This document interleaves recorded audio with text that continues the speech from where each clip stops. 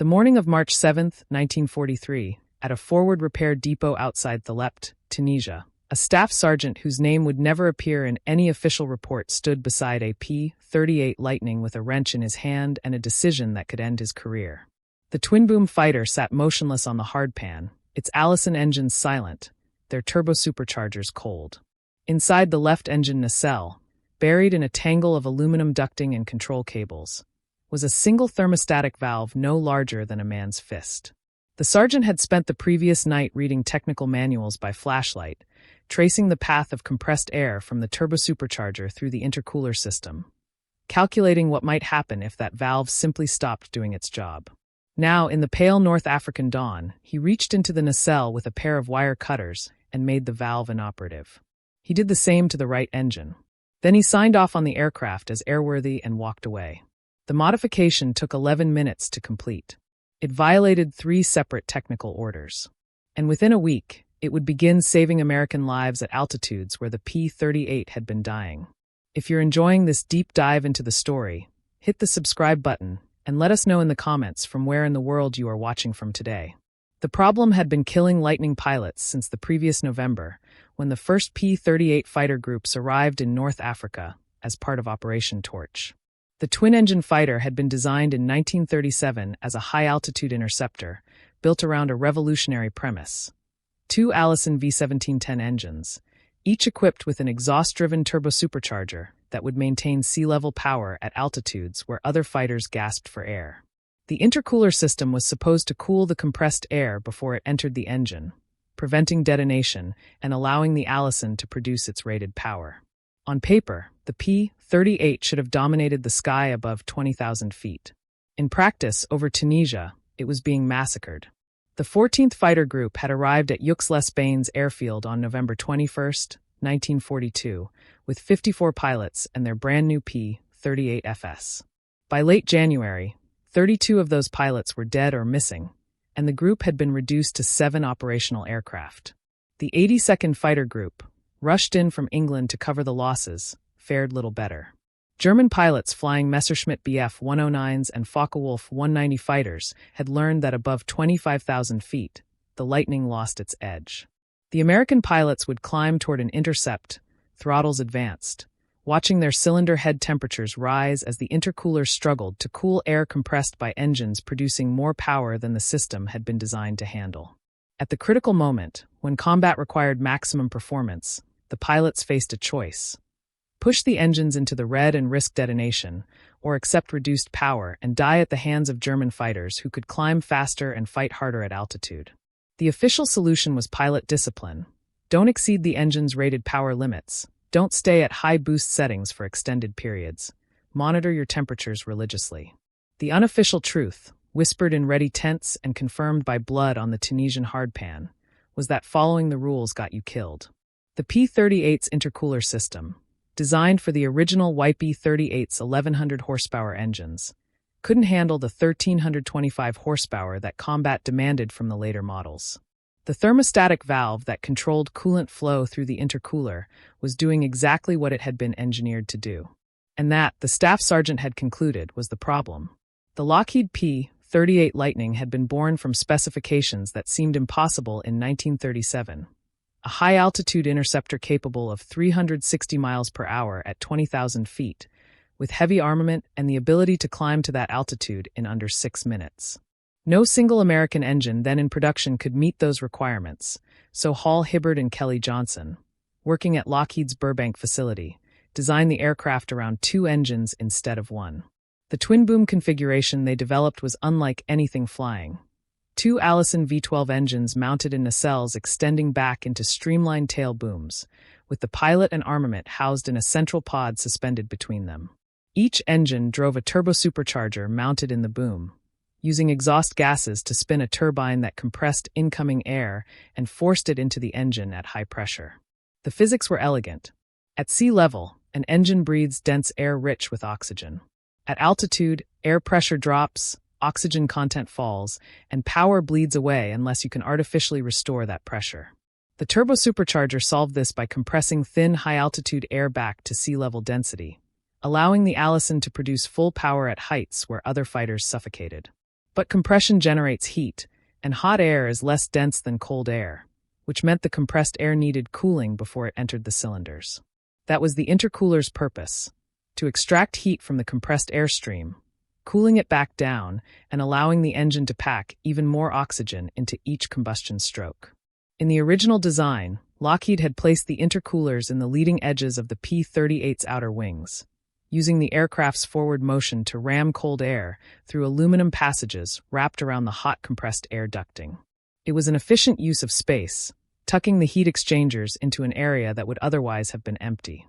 The system had been carefully calculated for engines producing around 1,050 horsepower, with specific thermal loads and airflow requirements based on that power level. Engineers at Wright Field had approved the design. Lockheed had built it to specification. The Army Air Forces had accepted it as combat-ready. The flaw was invisible until combat revealed it. By 1942 and 1943, the Allison V-1710 had evolved past its original design parameters. The engines now installed in P-38FS and P-38GS were producing 1,325 horsepower at military power settings, with the potential for 1,600 horsepower at war emergency power if the turbosupercharger was pushed to its limits. That extra power came from higher manifold pressures, which meant more compressed air flowing through passages designed for lower volumes. The intercooler cores in the wing leading edges, adequate for the original engines, now faced thermal loads they had never been designed to handle. The thermostatic valve at the heart of the system had been installed with good intentions. It regulated coolant flow through the intercooler based on temperature, opening when the compressed air grew too hot, closing when it cooled sufficiently. In theory, this prevented overcooling at low power settings while ensuring adequate cooling when the engine worked hard. In practice, at high altitude and high power, the valve couldn't respond fast enough. By the time it opened fully, the compressed air entering the engine was already too hot. The engine would begin to detonate, knock, and lose power. Pilots learned to recognize the sound: a sharp metallic hammering that meant the fuel-air mixture was exploding rather than burning, pounding pistons and valves with shock waves that could crack an engine block. The doctrine that emerged from these limitations was conservative. Treat the engines gently, avoid sustained high-power operations, except that the P-38 couldn't fight at full capacity at the altitudes where German fighters excelled. It was a doctrine written in the language of engineering limitations and cautious procurement boards, signed by men who would never have to explain to a pilot's widow why the rules mattered more than survival. The reality above Tunisia was simpler and more brutal than any technical manual. Messerschmitt Bf 109 pilots from Jageschwader 53 and Focke-Wulf 190 pilots from other veteran units had been fighting since Spain, since Poland, since the Battle of Britain. They understood altitude advantage, understood energy tactics, understood how to position themselves above American formations and dive through them before the P-38s could respond. On November 28, 1942, German pilots claimed 7 Lightnings without loss. Through December and January, the pattern repeated. The 14th Fighter Group bled pilots and aircraft faster than replacements could arrive. The American pilots knew their aircraft had the potential to dominate. On the ground, during maintenance tests, the Allisons could produce the power the engineers promised. In the thin air of combat altitude, that power evaporated. A pilot climbing to intercept enemy fighters would advance his throttles, watching the manifold pressure gauge creep upward, feeling the engines strain against their thermal limits. The intercooler temperature would climb.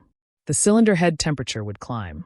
And the choice would crystallize: pull back to safe power settings and accept that the Germans above him were faster and could outclimb him, or push into the red zone and hope the engines didn't detonate before the fight ended. Some pilots quietly removed the throttle stops, allowing manifold pressures of 60 to 70 inches of mercury, far beyond the official 41-inch limit recommended by Wright Field. They gained power and shortened their engines' lives. Others developed techniques for managing the intercooler manually, trying to keep temperatures in the narrow band where the engines produced power without destroying themselves. All of them understood they were fighting with one hand tied behind their backs, flying an interceptor that couldn't intercept, a high-altitude fighter that lost its edge at high altitude. The maintenance crews understood this too. They were the ones who pulled burned pistons from engines that had detonated under combat loads, who replaced cracked cylinder heads, who documented the failures in reports that moved slowly through channels toward Burbank and Wright Field.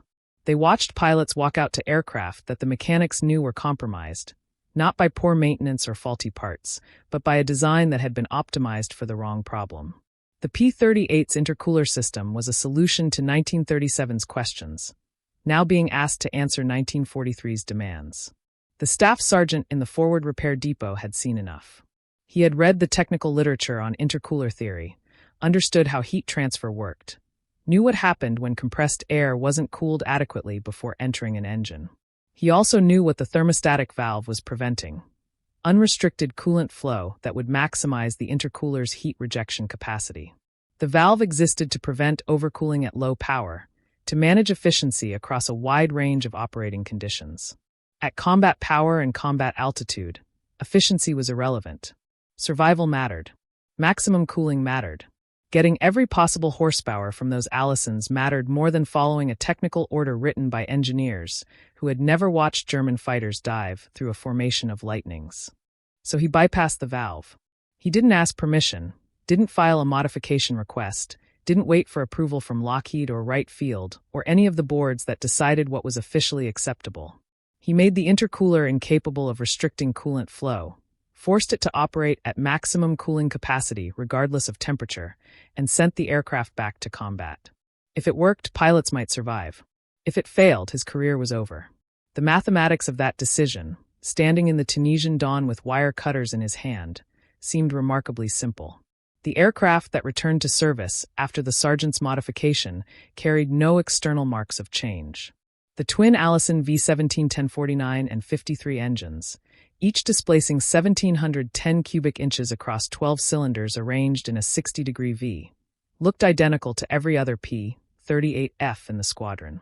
The General Electric Type B turbosuperchargers mounted in the tail booms showed no signs of alteration. The wing leading edges, housing the intercooler passages wrapped in aluminum sheeting, appeared unchanged. Only inside the nacelles, where coolant lines ran from the engine to the intercooler core, was there evidence of what had been done: a valve that no longer closed, held permanently in the open position by a length of safety wire.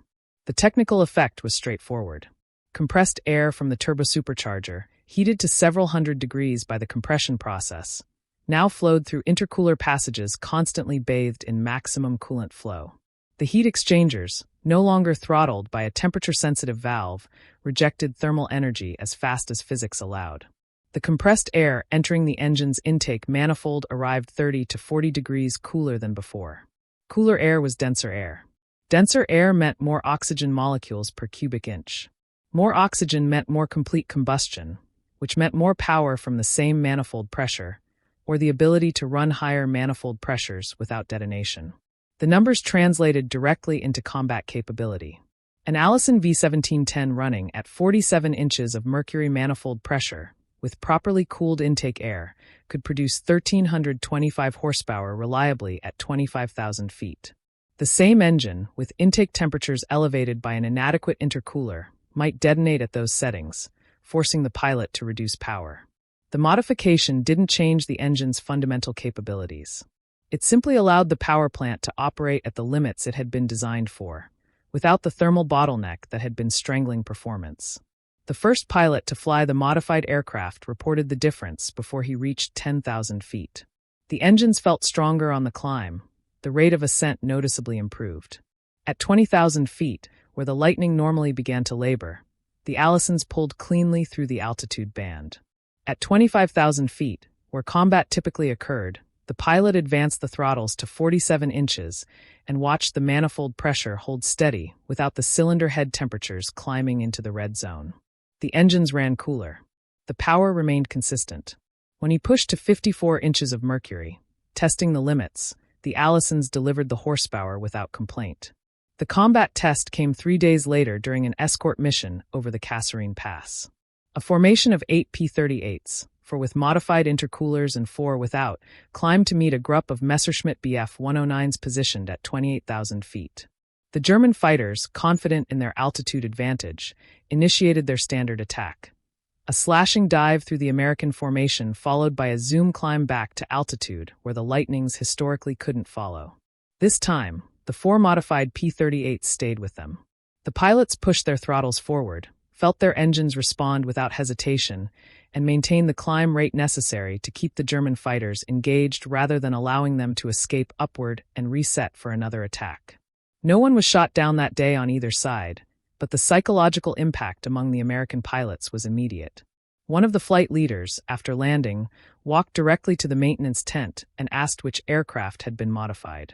When told his had been one of the four, he requested the same modification be performed on every P-38 in the squadron. By the end of March, the staff sergeant was no longer working alone. Other maintenance crews, watching the results, began performing the same modification without authorization, passing the technique quietly between units. The modification spread through North African P-38 squadrons like a technical insurgency, moving faster than official channels could have authorized even if anyone had tried. Maintenance officers, faced with the choice between following technical orders and keeping their pilots alive, made the same calculation the staff sergeant had made. Within 6 weeks, nearly every operational Lightning in Tunisia had been modified. The improvement wasn't dramatic in the sense of transforming the P-38 into a completely different aircraft, but it was decisive in the margin where air combat was won or lost. The ability to fight at full power without the constant fear of engine failure. Pilots reported the change in language that reflected their relief. The engines no longer felt fragile at altitude. The constant temperature management that had dominated high-altitude operations, the careful balancing of power against thermal limits, relaxed into something closer to normal flying. If you find this story engaging, please take a moment to subscribe and enable notifications. It helps us continue producing in-depth content like this.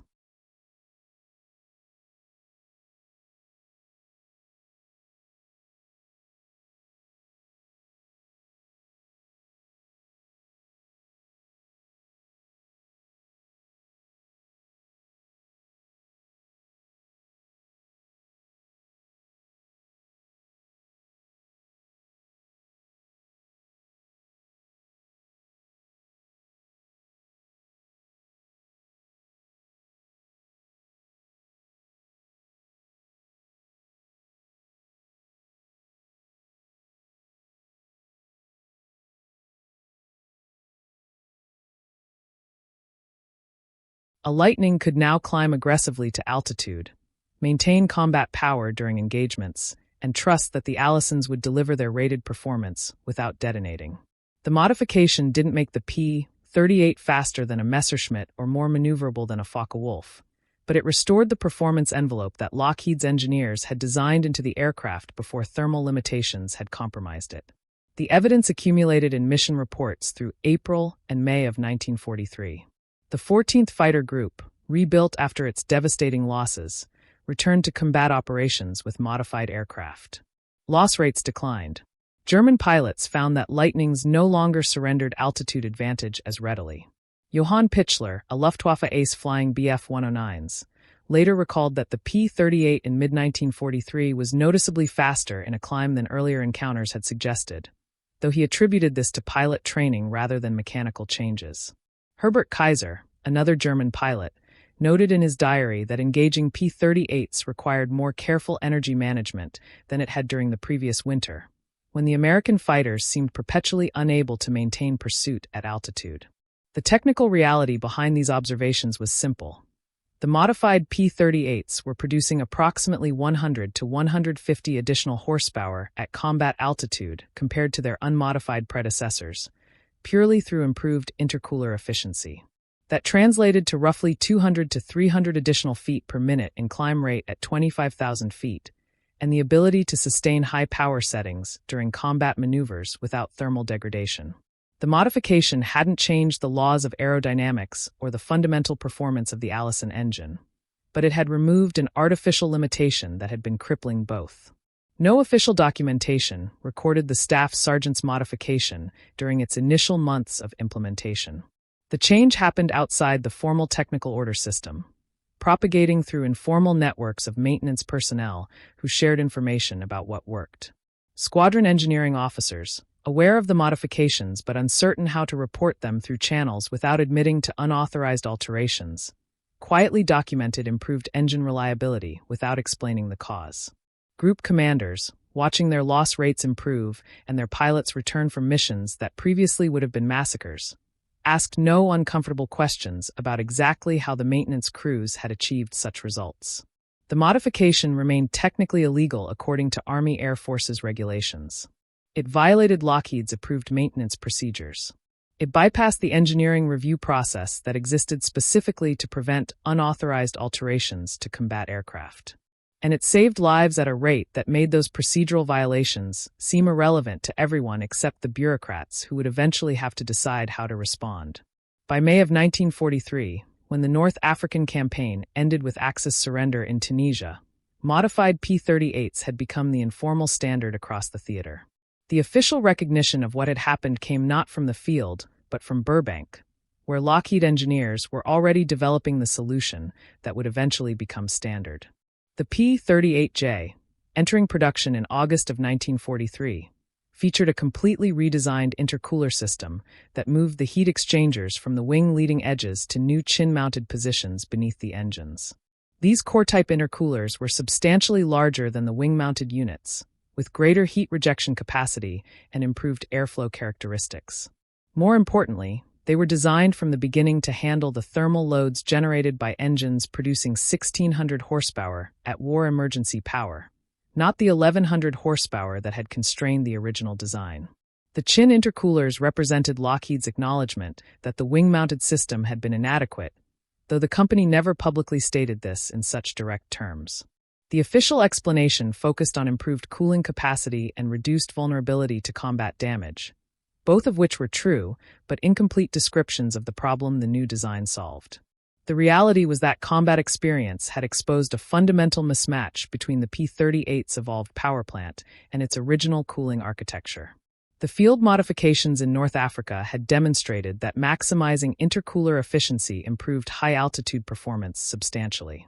Lockheed's engineers, reading combat reports and consulting with Army Air Forces technical representatives, designed the P-38J's intercooler system to provide that maximum cooling capacity without requiring mechanics to bypass thermostatic controls.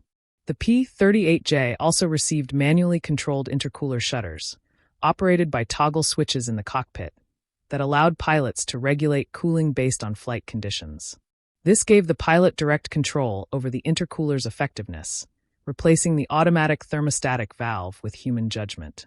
In practice, most pilots learned to fly with the shutters fully open during combat operations, maximizing cooling just as the North African modifications had done, and closing them only during cruise flight to maintain optimal intake temperatures. The system was more sophisticated than a simple bypass, but the operational doctrine that emerged from its use vindicated the staff sergeant's original logic. At combat power and combat altitude, maximum cooling was more important than thermal efficiency.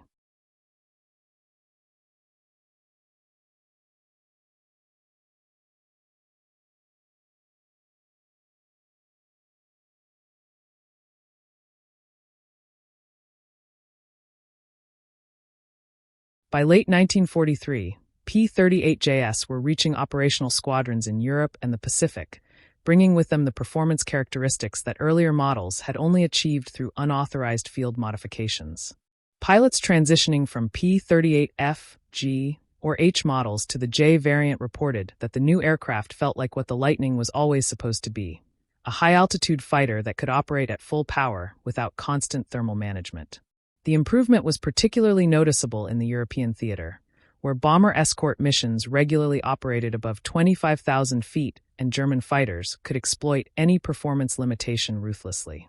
The staff sergeant's modification, meanwhile, continued to propagate through squadrons still flying earlier P-38 variants. Even after the P-38J became available, hundreds of F, G, and H-model Lightnings remained in service, and maintenance crews continued to perform the intercooler bypass on these older aircraft. The modification had proven too effective to abandon, simply because a better solution existed in newer production models.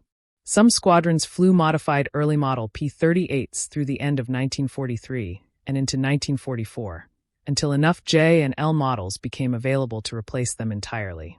The technical literature from this period makes no mention of the field modifications, but the mission reports tell the story indirectly. Loss rates for P-38 squadrons in North Africa improved markedly after March of 1943. Climb performance at altitude, documented in squadron operations logs, showed consistent improvement over the values reported during late 1942. German combat reports noted that American P-38s encountered during mid to late 1943 were more capable at altitude than earlier encounters had suggested. The identity of the staff sergeant who performed the first modification remains unknown. No official commendation exists in Army Air Force's records, no promotion recommendation, no after-action report crediting him by name. This absence is not surprising. The modification he performed was technically unauthorized, a violation of established maintenance procedures that could have resulted in court-martial if an aircraft had been lost and investigators traced the failure to his alteration. The military bureaucracy that would eventually embrace the solution, he discovered, had no mechanism for rewarding someone who had broken the rules, even when breaking them saved lives. His anonymity was probably his protection, allowing the modification to spread without forcing anyone in the chain of command to officially acknowledge what was happening or to decide whether to punish the ingenuity that was improving combat effectiveness. Other mechanics who learned the technique and applied it to their own squadron's aircraft similarly left no record of their names. Maintenance logs from North African P-38 units during this period document routine service, engine changes, and combat damage repairs, but they make no mention of intercooler valve modifications. The paperwork remained clean, following official procedures, while the actual aircraft flying combat missions carried alterations that existed outside the documented maintenance history. This parallel reality, one set of records for the bureaucracy and another set of facts in the aircraft themselves, represented a quiet rebellion by men who understood that survival mattered more than compliance. The unofficial nature of the modifications created a strange historical gap. Lockheed engineers, developing the P-38J's improved intercooler system in Burbank, were working from combat reports that described performance problems without fully understanding that some units had already solved those problems through field modifications. Army Air Force's technical representatives visiting North African squadrons may have observed the modifications, but either didn't report them or their reports were lost in the massive volume of technical data flowing through military channels. The result was that the official solution, the P-38J's chin-mounted intercoolers, was developed in parallel with the field solution rather than directly because of it, though both addressed the same fundamental problem. By the time the P-38J entered widespread service in late 1943 and early 1944, the distinction between official and unofficial modifications had blurred. Maintenance crews servicing J-model aircraft routinely removed or bypassed the thermostatic controls in the new intercooler system when they found them restricting cooling capacity during combat operations. The P-38L, the final major production variant, incorporated lessons learned from both the field modifications and the J-model's operational experience, arriving at a cooling system that provided maximum heat rejection capacity without requiring pilots or mechanics to circumvent the design. The evolution represented a convergence between engineering intention and combat necessity, but it had taken nearly 2 years of war to close that gap. The cost of that delay could be measured in aircraft lost and pilots killed during the period when P-38s fought with compromised performance. The 14th Fighter Group's 32 pilots lost between November 1942 and late January 1943 represented part of that cost.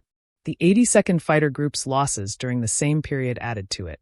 How many of those men died specifically because their intercoolers couldn't adequately cool compressed air at combat altitude cannot be determined from surviving records, but the improvement in survival rates after March 1943 suggests the number was not trivial.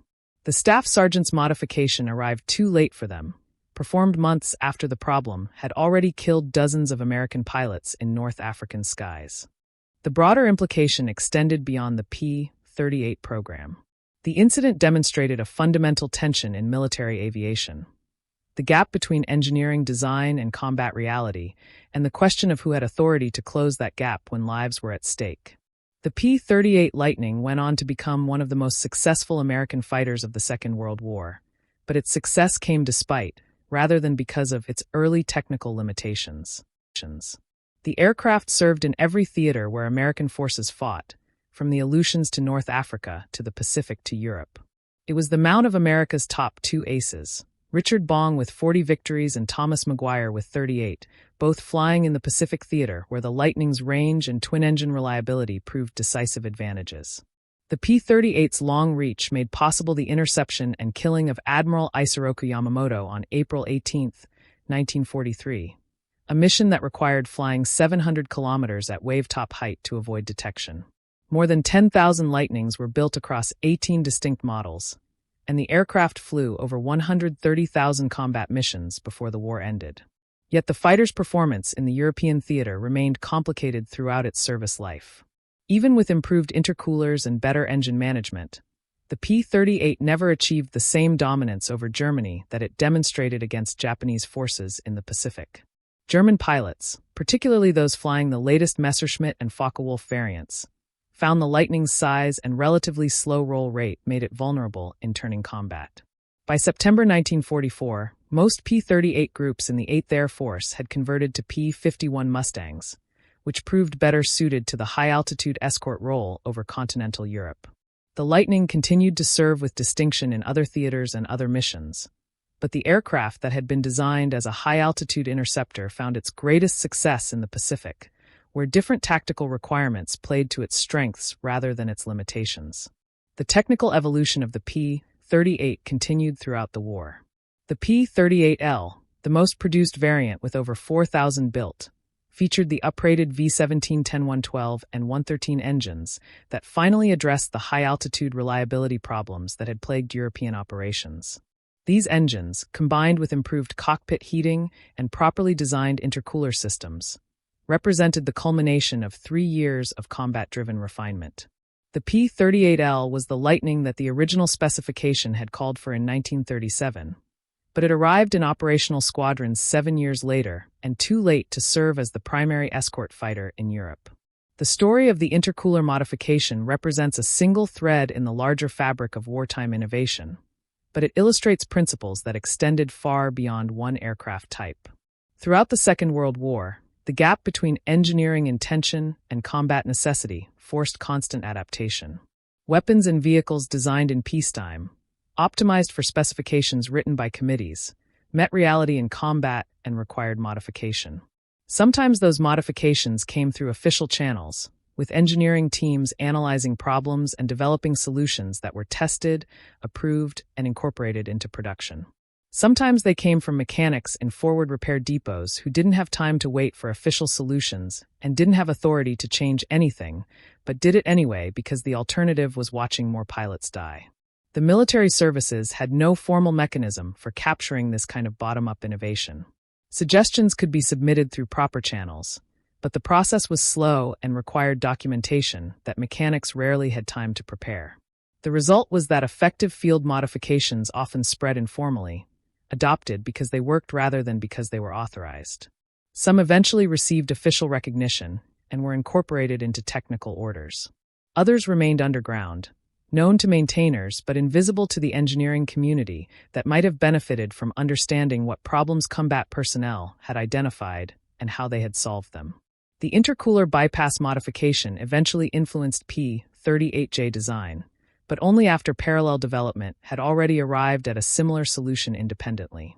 The broader legacy of the intercooler modification extends beyond its specific technical impact.